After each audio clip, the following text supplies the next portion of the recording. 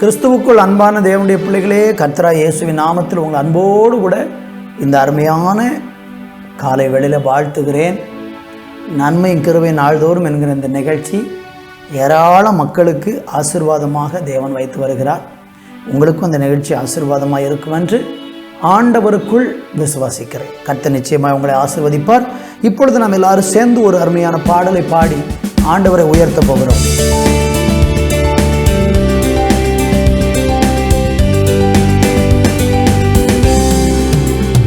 எந்தன் அன்புள்ள ஆண்டவரே இயேசுவை நான் உந்தன் நாமத்தை போற்றிடுவேன். எந்தன் அன்புள்ள ஆண்டவரே இயேசுவை நான் உந்தன் நாமத்தை போற்றிடுவேன். உம்மை போலொரு தேவனை பூமியில் அறிந்திட உயிர் தந்த தெய்வமே நீ. உம்மை போலொரு தேவனை பூமியில் அறிந்திட உயிர் தந்த தெய்வமே நீ. ஆனந்தம் ஆனந்தமே அல்லும் பகலிலும் பாடிடுவே. இயேசுவே எந்தன் ஆருயிரே, இயேசுவே எந்தன் ஆருயிரே. பெற்ற தாயும் என் தந்தையுமானவரே, மற்றும் எல்லாம் எனக்கு நீரே. பெற்ற தாயும் என் தந்தையுமானவரே, மற்றும் எல்லாம் எனக்கு நீரே. வானம் பூமியும் யாவுமே மாறிடிலும் நீரோ வாக்கு மாறாதவரே. வானம் பூமியும் யாவுமே மாறிடிலும் நீரோ வாக்கு மாறாதவரே. ஆனந்தம் ஆனந்தமே அல்லும் பகலிலும் பாடிடுவே. இயேசுவே எந்தன் ஆருயிரே, இயேசுவே எந்தன் ஆருயிரே. ஆனந்தம் ஆனந்தமே அல்லும் பகலிலும் பாடிடுவே. இயேசுவே எந்தன் ஆருயிரே, இயேசுவே எந்தன் ஆருயிரே. ஹல்லேலூயா, ஹல்லேலூயா, ஹல்லேலூயா, ஹல்லேலூயா. ஆண்டவரே, மனிதனுடைய அன்பு மாறிப்போகும், ஆனால் தேவனுடைய அன்பு ஒரு நாளும் மாறாது. தகப்பனே, இந்த உலகத்தில் எல்லாருடைய அன்பு மாறிப்போனார், உங்கள் அன்பு மாறாமல் இருக்கிறதற்காக உமக்கு நாங்கள் நன்றி செலுத்தி நன்றி செலுத்தி நன்றி செலுத்தி நன்றி செலுத்தி மகிமைப்படுத்துகிறோம், மகிமைப்படுத்துகிறோம். கரங்களில் எங்களை தாழ்த்துகிறோம். ஆசீர்வதியும் இயேசு கிறிஸ்துவின் நாமத்தில் ஜெபிக்கிறோம் எங்கள் ஜீவனுள்ள நல்ல பிதாவே. ஆமேன், ஆமேன்.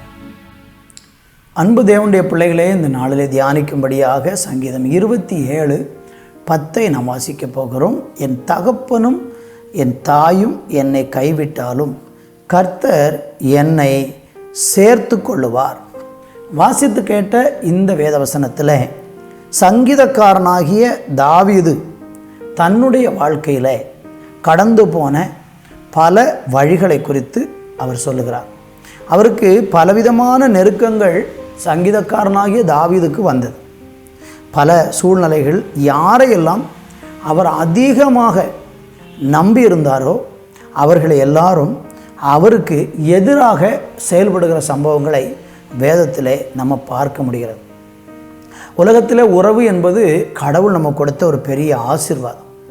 ஆனால் அந்த உறவுகளுக்குள்ளே பல நேரங்களில் கசப்பான அனுபவங்கள் இருக்கிறது. அந்த உறவுகள் நம்மளை நேசிக்கவும் நம்ம மேலே அக்கறை கொள்ளுகிறதுமான உறவுகள் உண்டு. ஆனால் நம்மை நேசிக்கவும் நம்ம மேலே அக்கறை கொள்ள வேண்டிய பல உறவுகள் நம்மை நேசிப்பதற்கு பதிலாக பல விதத்தில் நம்மளை துன்பப்படுத்துகிற சூழ்நிலைகள் நம்ம வாழ்க்கையில் வந்திருக்கும். இந்த செய்தியை கவனிக்கிற உங்கள் வாழ்க்கையில், உங்கள் குடும்பத்தில் அல்லது உங்களுடைய வாழ்க்கையில் உள்ள உறவுகளில் ரொம்ப நெருக்கமான நபர்களால் நீங்கள் காயப்பட்ட சம்பவம் உங்களுக்கு கட்டாயம் நினைவுக்கு வரும். நீங்கள் யாரை ரொம்ப அதிகமாக இவங்க என்னெல்லாம் பார்த்துக்கிடுவாங்க, எனக்கு கஷ்டம் வந்தால் என் கூட இருப்பாங்க என்று சொல்லி ஒருவேளை உங்கள் பிள்ளையாக இருக்கலாம், அல்லது தகப்பனாக இருக்கலாம், அல்லது தாயாக இருக்கலாம், அல்லது உடன் பிறந்தவங்களாக இருக்கலாம். யாரோ ஒருவர் உங்களுக்கு உறவுகளில் ரொம்ப நெருக்கமான சில நபர்களோடு நீங்கள் ஒரு பெரிய அளவுக்கு மிஞ்சின எதிர்பார்ப்பு வைத்து நீங்கள் வாழ்ந்து கொண்டே இருந்திருக்கும் பொழுது திடீரென்று ஒரு நாள் அந்த உறவில் அப்படியே ஒரு விரிசல் ஏற்பட்டு அது நொறுங்கி உங்கள் உள்ளம் மிகவும் காயப்படும் விதத்தில் நடந்த சம்பவங்கள் கட்டாயம் உங்களுக்கு உண்டாயிருக்கும். நிச்சயமாக உண்டாயிருக்கும். அது குடும்பத்திலேயா இருக்கலாம், அல்லது வெளியிலையா இருக்கலாம், அல்லது சபையிலையா இருக்கலாம், அல்லது ஏதோ ஒரு விதத்தில் ஏற்பட்ட உண்மையான உறவின் அந்த பிரிவு நிமித்தம் இன்றைக்கி மனம் வருந்தி கொண்டு நீங்கள் இருக்கிறீங்கன்னா ஒன்று சொல்கிறேன், உலகத்தில் ரொம்ப நெருக்கமான உறவாக எல்லா சூழ்நிலையிலும் நம்மளை நன்றாக புரிந்து நம்மளை உண்மையாகவே நேசிக்கிற ஒருவர் உண்டென்றால் அவர் ஆண்டவராகிய தேவன் மட்டும்தான். தாவீதினுடைய வாழ்க்கையில் இப்படி பலரையும் நம்பி அவர் காயப்பட்டு போனார். பாருங்கள், உலகத்திலே இருக்கிறதுலையே பெரிய உறவு என்ன? தகப்பன் தாய். அதுக்கப்புறம் தான் நம்ம அந்த தகப்பன் தாயினுடைய வயிற்றில் நம்ம பிறந்திருக்கிறோம். அதுக்கப்புறம் தான் உடன் பிறந்தவர்கள், மற்ற உறவுகள் எல்லாமே. ஆனால் தாவீதுக்கு பாருங்கள், உலகத்தில் ரொம்ப நெருக்கமான உறவாக இருக்கிற தகப்பனும் தாயும் கூட கைவிடுகிறதான ஒரு சூழ்நிலைகள் அவனுடைய வாழ்க்கையில் வந்தது.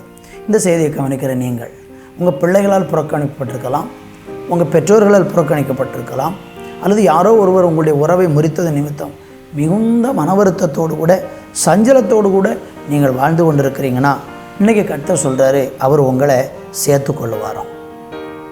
அவர் உங்களை சேர்த்து கொள்ளுவாராம், அணைத்து கொள்ளுவாராம். வேதம் சொல்லுகிறது, திக்கற்ற பிள்ளைகளுக்கு அவர் தகப்பனாக இருக்கிறார் என்று சங்கீதம் 68:5 சொல்லப்பட்டிருக்கிறத நம்ம பார்க்குறோம். எந்த சூழ்நிலையில் இருந்தாலும் உங்களை ஆதரிக்கிற நல்ல உறவுள்ள என்றென்றைக்கும் நிலைத்து நிற்கிற ஒரு உறவுடையவர் ஆண்டவராகிய தேவன் மட்டுமே. எனவே இந்த உலக உறவெல்லாம் அவசியம்தான். அதெல்லாம் நீங்கள் வைத்திருந்தாலும் முதலாவது நீங்கள் நெருக்கமான ஒரு உறவில் இருக்க வேண்டியவர் இயேசு மட்டும்தான். இந்த உலகத்தால் காயப்படும் போது நம்ம காயம் ஆற்றுகிறதான அந்த உறவு தேவனோடுள்ள உறவில் மட்டும்தான். எனவே இன்றைக்கு உங்கள் வாழ்க்கையில் அந்த தேவனோடுள்ள உறவு உங்களுக்கு உண்டா? நீங்கள் உலகத்தில் காயப்படும் போது ஆற்றுவதற்கான ஒரு இடம் தேவனுடைய சமூகம் என்பதை நீங்கள் புரிந்து அந்த உறவை நீங்கள் வைத்துக்கொள்ள ஆசைப்படுறீங்களா? இன்றைக்கு இயேசு கிறிஸ்துவுக்காக உங்கள் உள்ளத்தை திறந்து கொடுங்க. இயேசு கிறிஸ்துவுக்காக நான் வாழ போகிறேன்னு தீர்மானம் பண்ணுங்க. இயேசுவை உங்களுடைய உள்ளத்தில் ஏற்றுக்கொண்டால் எவ்வளோ பெரிய உறவுகள் உலகத்தில் முறிந்தாலும் கர்த்தர் உங்களுக்கு உங்களோடு வைத்திருக்கிற அந்த உறவை ஒரு நாளும் முறித்து கொள்ள மாட்டார். சில நேரம் பாவம் வரலாம், சில நேரம் நீங்கள் தேவனுக்கு பிரியமில்லாத கூட செஞ்சாலும் கூட உறவை சீக்கிரம் முறிக்க மாட்டார். திரும்ப அந்த உறவை கட்டி எழுப்புவதற்கு உங்களை நேசிக்கிற நல்ல தெய்வம் இயேசு ஒருவரே. அவரை இன்றைக்கி நம்பி பாருங்கள். கர்த்தர் உங்களை ஆசீர்வதிப்பார். நல்ல தகப்பனே, இந்த நாளுக்காய் நன்றி. நீர்களோடு பேசின இந்த நல்ல வார்த்தைகளுக்காய் நன்றி. உலக உறவுகளெல்லாம் முறிந்து போனாலும் எங்கள் தேவனோடு கூட உள்ள உறவு நிலையானதும் நிற்கிறதுமாக இருக்கிறதற்காக ஸ்தோத்திரம். உங்கள் நாமத்தை மகிமைப்படுத்துங்க, ஆசீர்வதிங்க. இயேசுவின் நாமத்தில் பிதாவே, ஆமேன், ஆமேன்.